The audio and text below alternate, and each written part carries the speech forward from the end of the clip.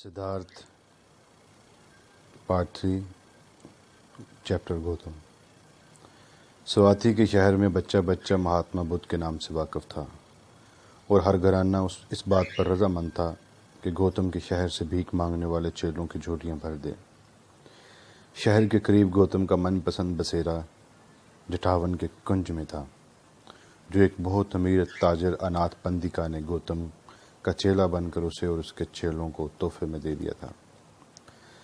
गौतम के मस्कन को तलाश करते हुए दोनों नौजवान साधु अपने सवालों के जवाब में और लोगों में मशहूर हो जाने वाली कहानियों में बार बार इस इलाके का नाम सुनते आए थे, और जब वो स्वाति पहुंचे तो पहले ही मकान के दरवाजे पर जहां जाकर वो चुपचाप खड़े हो गए थे, इन्हें खाना मिल गया।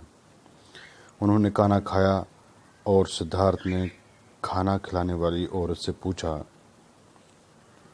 नेक दिल बीवी, हमें ये बता दे कि तथागत बुद्ध कहाँ रहता है, कि हम साधु हैं और जंगल से आए हैं, इस वास्ते किस मर्द कामल को देखें और इसकी शिक्षा उसकी ज़ुबानी सुनें। औरत बोली, ए जंगल के साधु, तुम सही जगह आ गए हो। वो तथागत अनाथ पंडिका के बाग जठान में बसर करता है। रात तुम वहाँ गुजारा कर लो यात्रियों। वहाँ इन तमाम लोगों के लिए बहुत जगह है जो इसकी बातें सुनने जोक दर जोक चले आते हैं। फिर गोविंद खुश होकर कहने लगा, वाह, फिर तो हम अपनी मंजिल पर पहुंच गए और हमारा सफ़र तमाम हुआ। लेकिन यात्रियों की माँ, ये तो बताओ, तुम बुद्ध को जानती हो और क्या तुमने उसे अपनी आंखों से देखा है? औरत ने कहा, मैंने तथागत को कई दफ़ा अपनी आंखों से देखा है। किसी दिन मैंने इसे देखा कि वो सड़कों पर खामोशी से चलता चला जाता है, जोगिया लिबास पहने हुए और खामोशी के साथ अपना प्याला घरों के दरवाजे पर बढ़ा देता है, और प्याला भर जाता तो वहाँ से रुखसत हो जाता। गोविंद मशहूर होकर सुनता रहा। वो मज़ीद सवाल पूछना और बहुत कुछ सुनना चाहता था, मगर सिद्धार्थ ने इसे याद दिलाया कि अब चलने का वक्त हो गया है। उन्होंने औरत का शुक्रिया अदा किया और वहाँ से सिधारे। उनको रास्ता पूछने की ज़रूरत नहीं पड़ी, क्योंकि बहुत से यात्री और गौतम के चेलों में से राहब जटावन के समीप जा रहे हैं। रात गए जब वो वहाँ पहुँचे तो नए आने वालों का तांता बंधा हुआ था। उनकी भीड़ ने हलचल मचा रखी थी और वो शब बसरी के लिए पुकार रहे थे और अपना मकसद हासिल कर रहे थे। ये दोनों साधु तो जंगल की जिंदगी के आदी थे। जल्दी से और खामोशी से अपने ठिकाना ढूंढने में कामयाब हो गए और सुबह तक वहीं रहे। जब दिन निकला तो वो ये देखकर हैरान रह गए कि मुतकदीन और तजस्सुस के मारे हुए लोगों का एक हजूम था जिसने वहाँ रात गुजारी थी। जर्द लिबास पहने बख्शू गंज की रोशों पर इधर उधर टहल रहे थे, कहीं कहीं पेड़ों तले बैठे ज्ञान में गुम थे या गर्मा गर्म बहस में उलझे हुए थे। वो सायादार बाग उस वक्त पूरा एक शहर मालूम हो रहा था, जो शहद की बनबनाती मक्खियों से भरा हुआ है। ज़्यादातर बख्शू अपने अपने प्याले संभाले दोपहर का खाना मांगने निकल खड़े हुए कि वो दिन में एक ही वक्त खाते थे। सुबह के वक्त बुद्ध भी भीख मांगने चले। सिद्धार्थ ने उसे देखा और फौरन ही पहचान लिया, जैसे किसी देवता ने इशारा कर दिया हो। उसने देखा जब भीख का प्याला उठाए जोगिया लिबास पहने सीधा सादा सा आदमी खामोशी के साथ वहाँ से जा रहा है। सिद्धार्थ ने गोविंद को इशारा किया, देखो वो रहा बुद्ध। गोविंद ने जोगिया लिबास पहने हुए उस बख्शू को गौर से देखा। इसमें ऐसी कोई बात नज़र नहीं आती थी जो इसे दूसरे बख्शुओं से मुमताज़ कर सके, मगर गोविंद ने भी फौरन से पहचान लिया। हाँ, ये वही था। वो दोनों इसके पीछे हो लिए और इसे देखते रहे। बहुत चुपचाप सोच में गुम अपने रास्ते पर चला जाता था। उसके शांत चेहरे पर न दुख था न सुख। यूँ लगता था कि वो मन ही मन में धीरे धीरे मुस्कुरा रहा है। चौंचाल बच्चे किसी मुस्कुराहट छुपाए हुए वो खामोशी और सुकून के साथ चलता जाता था। उसने लिबास बिल्कुल दूसरे बख्शियों जैसा पहना हुआ था, मगर इसका चेहरा और इसकी चाल, उसकी पुरसुकून नीची निगाहें اس کے مطمئن اور قناعت رشیدہ ہاتھ جو طلب میں اٹھتے نہ تھے، اور ہاتھ کی ایک ایک انگلی سکون کی بات کہتی، تکمیل کا ذکر کرتی، کسی چیز کی تمنا نہ کرتی، کسی چیز کی نقل نہ کرتی، اور اس میں سے مستقل ایک خاموشی پھوٹتی رہتی، کبھی نہ مدھم پڑنے والی روشنی، کبھی نہ مٹنے والی شانتی۔ اور یوں گوتم شہر میں بھیک مانگنے کے لیے ڈال ہوا، اور دونوں سادھوؤں نے اسے اس کے رنگ ڈھنگ چال ڈھال کی شانتی سے پہچانا، اس کے پیکر کے سکوت کے واسطے سے جانا کہ جس میں کوئی تلاش نہ تھی، کوئی جستجو نہ تھی، کوئی ارادہ، کوئی چھل کپٹ، کوئی کوشش نہ تھی، بس روشنی تھی اور شانتی۔ آج ہم اس کی شکشا اس کی زبانی سنیں گے، گووند نے کہا۔ سدھارتھ نے جواب دیا، وہ اس کی شکشا کے بارے میں زیادہ بے چین نہیں تھا۔ اس کا خیال نہیں تھا کہ وہ ان سے کوئی نئی چیز سیکھ سکے گا۔ اس نے اور گووند نے بدھ کی تعلیمات کا نچوڑ تو پہلے ہی سن رکھا تھا، جو ایک دوسرے اور دوسرے سے تیسرے تک ہوتا ان تک پہنچ چکا تھا، مگر اس نے بہت غور سے گوتم کی طرف دیکھا، اس کے سر کو دیکھا، اس کی شانوں پر نگاہ ڈالی، اس کے پیر دیکھے، اس کا نہ اٹھنے والا ہاتھ جو ساکت تھا، اور اسے یوں لگا کہ اس کی پور پور میں علم بھرا ہوا ہے۔ وہ ایسی سچائی ہے جو کلام کرتی ہے، سچائی جو سانس لیتی ہے، سچائی ہے جو پور پور سے پھوٹ پڑتی ہے۔ یہ شخص، یہ بدھ، سر سے لے کر پیر تک پاک تھا اور مقدس تھا۔ سدھارتھ نے آج تک کسی کو اتنی عزت کی نگاہ سے نہ دیکھا تھا، کسی سے اس قدر محبت نہ کی تھی۔ وہ دونوں بدھ کے پیچھے شہر میں دال ہوئے اور چپ چاپ واپس چلے آئے۔ ان کا اپنا ارادہ تھا کہ آج غذا سے پرہیز کریں گے۔ انہوں نے دیکھا کہ گوتم واپس آیا اور اپنے چھیلوں کے حلقے میں بیٹھ کر کھانے لگا۔ اس نے اتنا کم کھایا کہ اس سے چڑیا کا پیٹ بھی بھر نہیں سکتا، اور کھانا کھانے کے بعد سب سے الگ تھلگ ہو کر آم کے پیڑ تلے بیٹھ گیا۔ شام ڈھلے جب گرمی کم ہونے لگی اور وہاں موجود سارے لوگ ہوشیار ہوئے اور اکٹھے ہو گئے، تو انہوں نے بدھ کو آواز کہتے سنا۔ انہوں نے اس کی آواز سنی جو اتنی ہی پرسکون، شانت اور ٹھنڈی تھی۔ گوتم نے دکھ کی بات کی، بتایا کہ دکھ کہاں سے آتا ہے اور دکھ سے نجات کا راستہ کیا ہے۔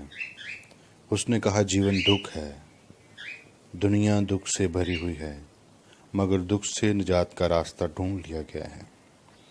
جس راستے پر بدھ کے ساتھ چلنا چاہیں، ان کے واسطے مکتی ہے۔ تداگت دھیمی اور مستحکم آواز میں بول رہا تھا۔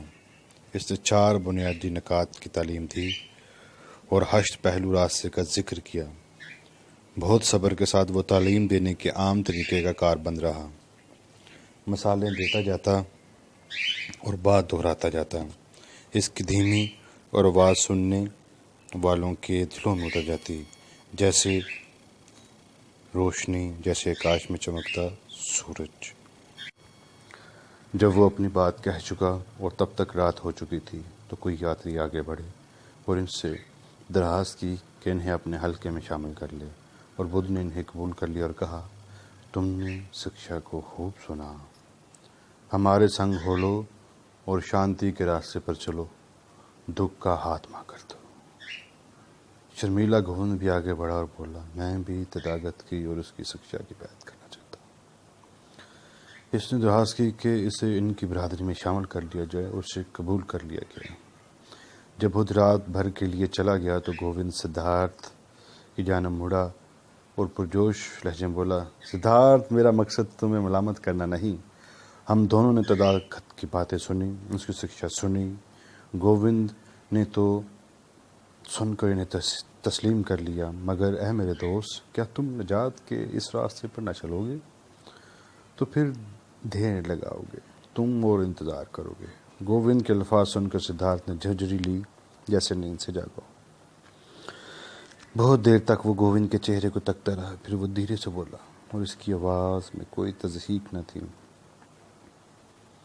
گووند میرے دوست، تم نے قدم اٹھایا ہے، تم نے اپنا راستہ چن لیا ہے، تم ہمیشہ میرے دوست رہے ہو گووند، تم ہمیشہ ایک قدم میرے پیچھے چلے ہو۔ اکثر میں نے سوچا ہے کیا گووند کبھی میرے بغیر کوئی قدم اٹھائے گا اپنی مرضی اور اپنے ارادے سے؟ تم مرد ہو اور تم نے اپنا راستہ چن لیا ہے، دوست اس پر چلتے ہوئے اس کے آخر تک پہنچو، تمہیں مکتی مل جائے۔ گووند ابھی تک اس کی بات کو پوری طرح نہ سمجھتا تھا۔ اس نے بے صبری سے اپنا سوال دہرایا، کہہ دو میرے دوست، کہہ دو نا کہ تم بھی بدھ کی اطاعت کی سوگندھ کے علاوہ کچھ اور نہیں کر سکتے۔ سدھارتھ نے گووند کے کندھے پر ہاتھ رکھ دیا۔ میری دعائیں تمہارے ساتھ ہیں گووند، میں اپنی بات دہراتا ہوں کہ تمہیں اس راستے کے اختتام تک پہنچنا نصیب ہو، تمہیں مکتی ملے۔ اس لمحے گووند کو احساس ہوا کہ اس کا دوست اس سے بچھڑ رہا ہے اور وہ رونے لگا۔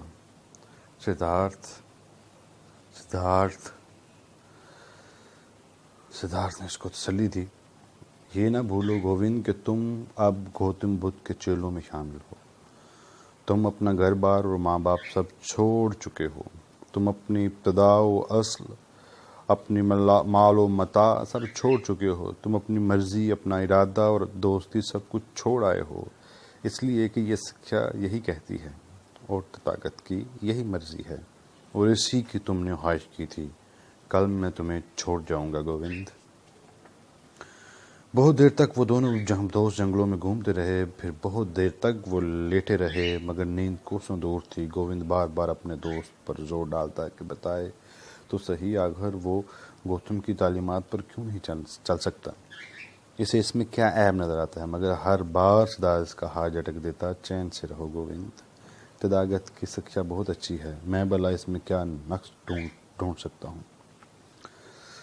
صبح سویرے بدھ کے چیلوں میں سے ایک بھکشو، جو اس کے بہت پرانے بھکشوں میں سے تھا، پکارتا پھر رہا تھا کہ جن نئے لوگوں نے اطاعت کی قسم کھائی ہے وہ جوگیا لباس پہن لیں اور اس سلسلے کی ابتدائی باتیں اور اس کے فرائض سیکھ لیں۔ یہ سن کر گووند اٹھا اور اپنے بچپن کے دوست سے گلے ملا اور جا کر جوگیا لباس پہن لیا۔ سدھارتھ سوچ میں ڈوبا، سارے باغ میں گھومتا پھرا، وہاں اسے گوتم ملا، وہ تتھاگت گوتم، اور جب سدھارتھ اسے ادا بجا لایا تو اس کے چہرے پر اس قدر سکون اور خیر کی فراوانی تھی کہ اس نے بہت ہمت کر کے تتھاگت سے اجازت مانگی کہ اس سے دو باتیں کر لے۔ تتھاگت نے چپ چاپ سر ہلایا کہ اجازت ہے۔ سدھارتھ نے کہا، اے تتھاگت، کل مجھے آپ کے تعلیمات سننے کا شرف حاصل ہوا، میں اور میرا دوست بہت دور سے آپ کا شہرا سن کر آئے تھے، میرا ساتھی آپ کے پاس رہے گا، اس نے اطاعت کی قسم کھا لی ہے، مگر میں اپنی یاترا جاری رکھوں گا، جیسے تمہاری مرضی۔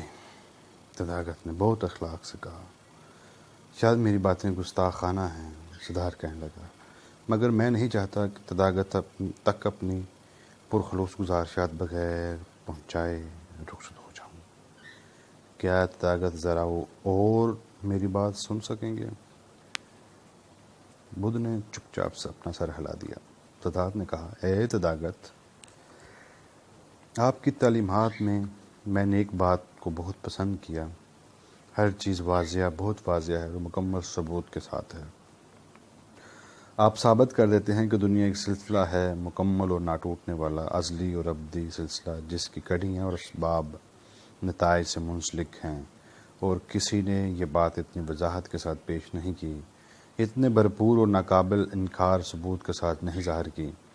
یقیناً ہر برہمن کا دل اس کے سینے میں تیز تر دھڑکتا ہوگا جب وہ آپ کی تعلیمات کے نقطہ نظر سے دنیا کو دیکھتا ہوگا کہ کھاملہ مربوط ہے، کوئی الجھاؤ نہیں، شیشے کی طرح شفاف ہے، جو نہ تو اتفاقات پر منحصر ہے اور نہ دیوتاؤں کی مرضی پر، چاہے یہ اچھا ہوا یا برا، چاہے زندگی بذات خود دکھ ہو یا سکھ، چاہے اس میں بے یقینی ہو۔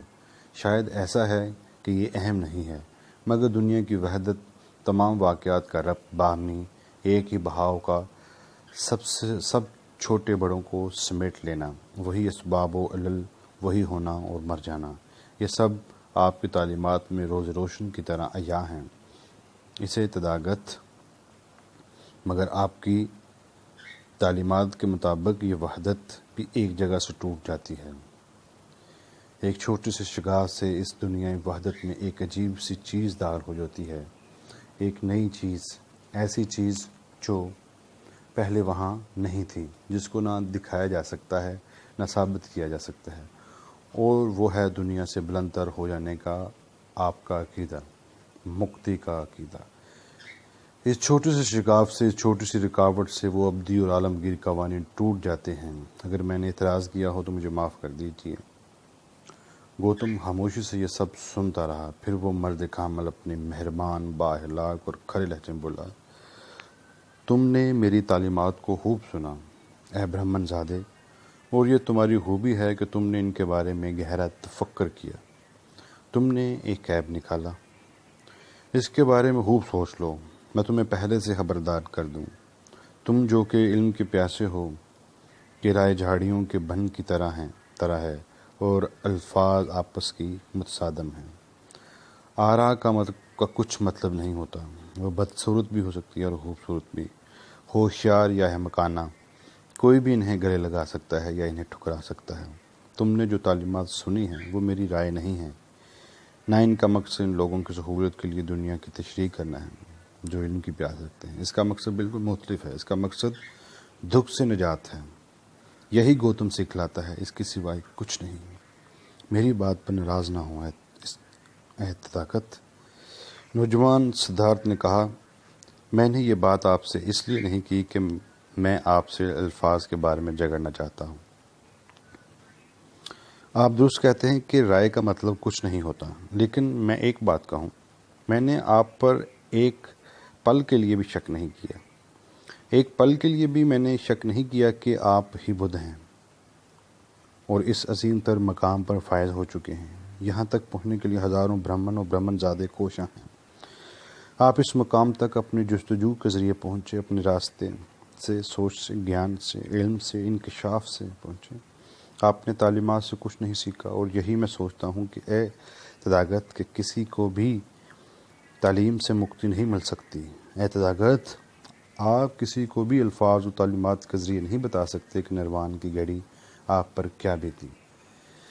مہاتما بدھ کی تعلیمات بہت گہرائی رکھتی ہیں، بہت کچھ سکھاتی ہیں کہ نیکوکاری کے ساتھ کس طرح جیا جائے، بدی سے کس طرح بچا جائے، مگر ایک چیز ہے جو یہ واضح اور قابل قدر تعلیم اپنے اندر نہیں رکھتی، اس میں وہ اسرار موجود نہیں جس کا تداگت نے بذات خود تجربہ حاصل کیا تھا، ہزاروں لاکھوں انسانوں میں سے بس اسی نے۔ یہی میں نے سوچا اور محسوس کیا جب میں نے آپ کی تعلیمات سنی، اسی لیے میں اپنے راستے پر چل پڑا ہوں، کسی دوسرے اور بہتر عقیدے کی تلاش میں نہیں کہ میں جانتا ہوں اس سے بہتر کچھ نہیں، بلکہ عقائد اور تمام معلمین کو ترک کر دینے کے لیے اور اپنے مقصد پر تنہا پہنچنے کے لیے یا مر جانے کے لیے۔ مگر میں اکثر اس دن کو یاد کیا کروں گا تداگت، اور اس گھڑی کو جب میری آنکھوں نے اتنے مقدس آدمی کو دیکھا۔ بدھ کی آنکھیں جھک گئیں، اس کے عطا چہرے سے بالمکمل اطمینان قلب ظاہر ہو رہا تھا۔ میری دعا ہے کہ تمہاری سوچ غلط ثابت نہ ہو۔ تداگت نے دھیرے سے کہا، تم اپنا مقصد پا جاؤ، مگر یہ بتاؤ کہ کیا تم نے میرے ساتھیوں کا اجتماع دیکھا، میرے ان بھائیوں کو دیکھا جنہوں نے تعلیم سے اطاعت کی قسم کھائی ہے؟ اس سے دور سے آنے والے سادھو، کیا تم سمجھتے ہو کیا تم سمجھتے ہو کہ ان کے حق میں یہ بہتر ہوگا کہ وہ ان تعلیمات کو چھوڑ دیں اور دنیا و حوث کی زندگی کو لوٹ جائیں؟ یہ خیال تو میرے ذہن میں کبھی نہیں آیا۔ سدھارتھ پکار اٹھا، وہ اس تعلیم پر کاربند رہیں، وہ اپنے مقصد تک پہنچیں۔ میرا یہ منصب نہیں کہ میں کسی دوسرے کی زندگی کے بارے میں فیصلے صادر کروں، مجھے آپ اپنے فیصلے کرنے ہیں، مجھے انتخاب کرنا ہے اور ٹھکرا دینا ہے۔ ہم سادھو لوگ ذات سے آزادی ڈھونڈتے ہیں، اسے تداگت۔ اگر میں آپ کا چیلا ہوتا تو مجھے خوف ہے کہ یہ صرف سطحی طور پر ہوتا، اور میں اپنے آپ کو یہ دھوکہ دیتا رہا کہ میں شانت ہوں اور میں نے مکتی حاصل کر لی ہے، جبکہ در حقیقت میری ذات زندہ رہتی، بڑھتی پھلتی رہتی، کیونکہ وہ آپ کی تعلیمات میں منقلب ہو گئی ہوتی۔ آپ اور آپ کے بخشوں کی برادری کے لیے میری محبت اور میری اطاعت میں ڈل گئی ہوتی، ایک ادھوری مسکراہٹ کے ساتھ جس میں تسکین قلب کی چمک اور وفا شعاری شامل تھی۔ بدھ متواتر سے اجنبی کو تکتا رہا، پھر ایک ہلکے سے اشارے سے کہ جو بمشکل دیکھا جا سکتا تھا اسے برطرف کر دیا۔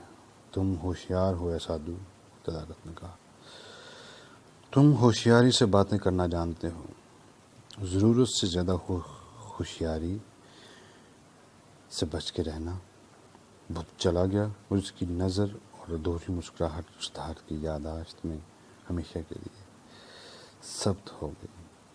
میں نے کسی ایسے آدمی کو اس طرح دیکھ کر مسکراتے اٹھتے بیٹھتے نہیں دیکھا۔ وہ سوچتا رہا، میں بھی چاہوں گا کہ اسی طرح دیکھوں اور مسکراؤں، اٹھوں اور چلوں پھروں، اتنا آزاد، اتنا قابل قدر، اتنا پرسکون اور صاف دل، بچوں کی طرح معصوم اور اتنا پراسرار کوئی آدمی اسی وقت اس طرح مسکرا سکتا ہے اور چل پھر سکتا ہے جب اس نے اپنی ذات کو مسخر کر لیا ہو۔ میں بھی اپنی ذات کو تسخیر کروں گا۔ میں نے ایک آدمی ایسا دیکھا ہے، ایک ہی آدمی، سدھارتھ نے سوچا، جس کے سامنے مجھے نگاہیں جھکانی پڑتی ہیں۔ میں کبھی کسی اور کے سامنے نگاہیں نہ جھکاؤں گا۔ کوئی دوسری تعلیم مجھے کبھی اس قدر متاثر نہ کر سکے گی کہ اس شخص کی تعلیم بھی نہ کر سکی۔ بدھ نے مجھے لوٹ لیا، سدھارتھ نے سوچا، اس نے مجھے لوٹ لیا، پھر بھی اس نے مجھے بہت قیمتی چیز عطا کی ہے۔ اس نے مجھے سے میرا دوست چھین لیا، جس سے مجھ پر وشواس تھا اور جو اب اس پر وشواس رکھتا ہے۔ وہ میرا سایہ تھا اور اب گوتم کا سایہ تھا، مگر اس نے مجھ کو سدھارتھ بخشا، مجھے میری ذات بخشی۔ ختم شد۔ Siddhartha part 3 chapter Gautam. سواتھی کے شہر میں بچہ بچہ مہاتما بدھ کے نام سے واقف تھا، اور ہر گھرانہ اس بات پر رضامند تھا کہ گوتم کے شہر سے بھیک مانگنے والے چیلوں کی جھولیاں بھر دے۔ شہر کے قریب گوتم کا من پسند بسیرا جٹاون کے کنج میں تھا، جو ایک بہت امیر